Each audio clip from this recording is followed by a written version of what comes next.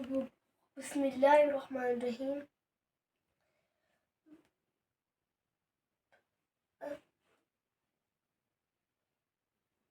الحمد للہ رب العالمین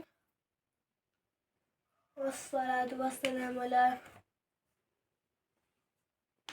نبی الامین، اما بعد، السلام علیکم۔ آج ہم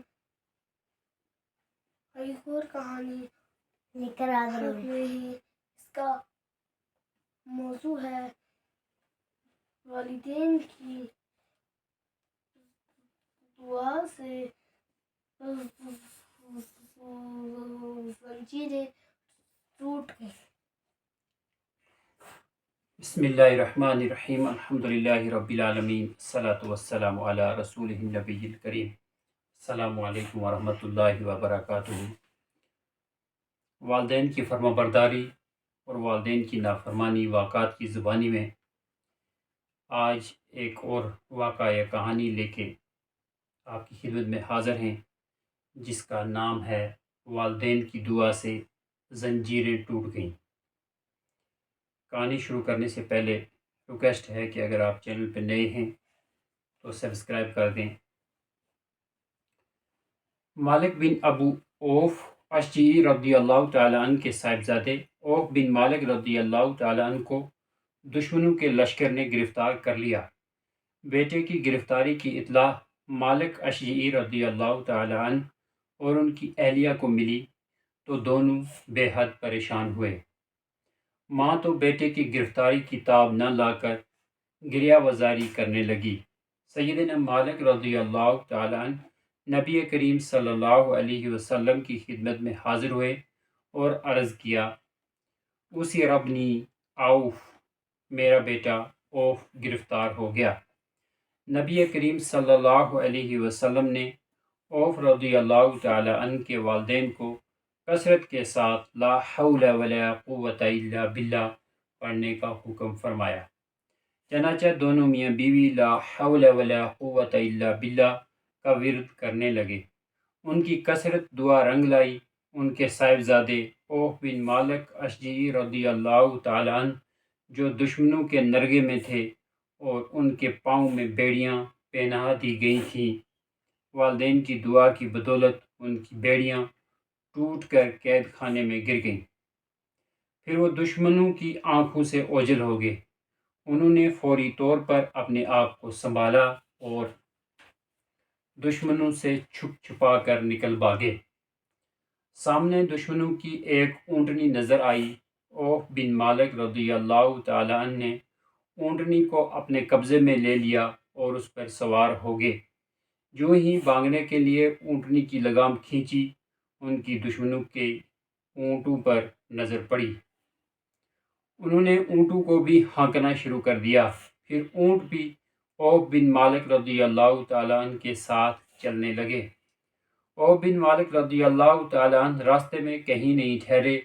جب ان کا پاؤں رکا تو وہ اپنے گھر کے دروازے پر پہنچ چکے تھے۔ انہوں نے دروازے پر کھڑے ہو کر آواز دی۔ آواز سنتے ہی ان کے والد کی زبان سے نکلا، اوف ورب الکعبہ، رب کعبہ کی قسم، یہ میرا بیٹا اوف ہی ہے۔ ماں نے جب یہ آواز سنی تو وہ مارے خوشی کے چیخ پڑی کہ سبحان اللہ، میرا بیٹا دشمنوں کے نرغے سے بچ کر آ گیا۔ ادھر اوف بن مالک رضی اللہ تعالیٰ عنہ کا حال یہ تھا کہ دشمنوں نے انہیں زنجیروں میں جکڑ دیا تھا۔ اس کی وجہ سے ان کے قوہ جواب دے چکے تھے اور ان کی جسمانی قوت کمزور پڑ گئی تھی۔ وہ شدت درد سے کرہا رہے تھے۔ ماں باپ اور خادم جلدی جلدی دروازے سے باہر آئے۔ دیکھا کہ ان کا لخت جگر درد سے کرہا رہا ہے۔ وہ فوراً بیٹے کو گھر میں لے گئے۔ انہوں نے ابھی دروازہ بھی بند نہیں کیا تھا کہ بیٹے کے ساتھ ڈھیر سارے اونٹ بھی گھر کے آنگن میں داخل ہو گئے۔ ماں باپ اور خادم کو یہ اونٹ دیکھ کر بڑا تعجب ہوا۔ اوف بن مالک رضی اللہ تعالیٰ عنہ نے فرمایا، ابو جان، جب میں دشمنوں کے لشکر سے نظریں بچا کر بھاگ رہا تھا تو ان کی اونٹ میرے سامنے تھے۔ میں نے موقع سے فائدہ اٹھایا، انہیں بھی ساتھ ہانک لایا۔ یہ دشمنوں ہی کے اونٹ ہیں۔ مالک رضی اللہ تعالیٰ عنہ نبی کریم صلی اللہ علیہ وسلم کی خدمت میں حاضر ہوئے اور آپ کو اپنے بیٹے اوف رضی اللہ تعالیٰ عنہ کی داستان کہہ سنائی، ساتھ ہی اونٹوں کے بارے میں بھی بتلایا۔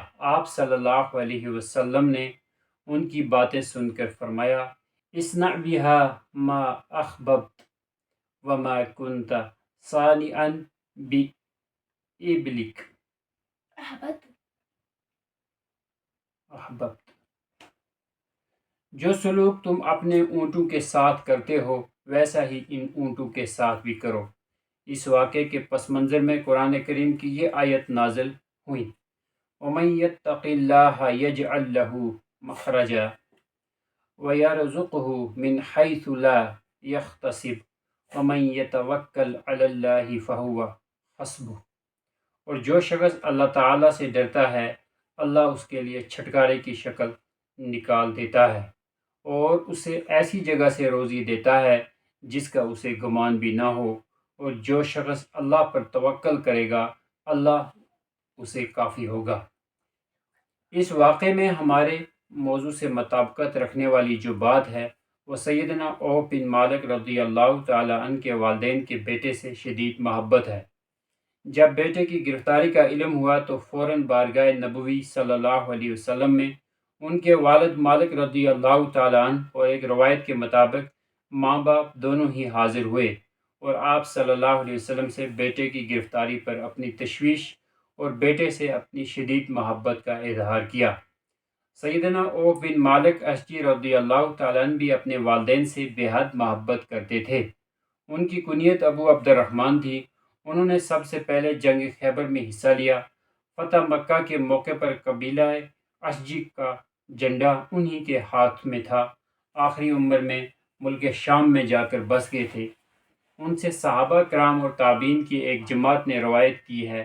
شفاعت نبوی صلی اللہ علیہ وسلم کے حوالے سے درج ذیل حدیث سیدنا عوف بن مالک اشجعی رضی اللہ تعالیٰ عنہ ہی سے مروی ہے، اس کا ترجمہ ہے، میرے پاس رب کریم کا نمائندہ آیا اور مجھے دو باتوں میں کسی ایک کا اختیار دیا، میری امت کی آدھی تعداد کو اللہ تعالیٰ جنت میں داخل فرما دے یا مجھے امت کے حق میں شفاعت کا موقع دے۔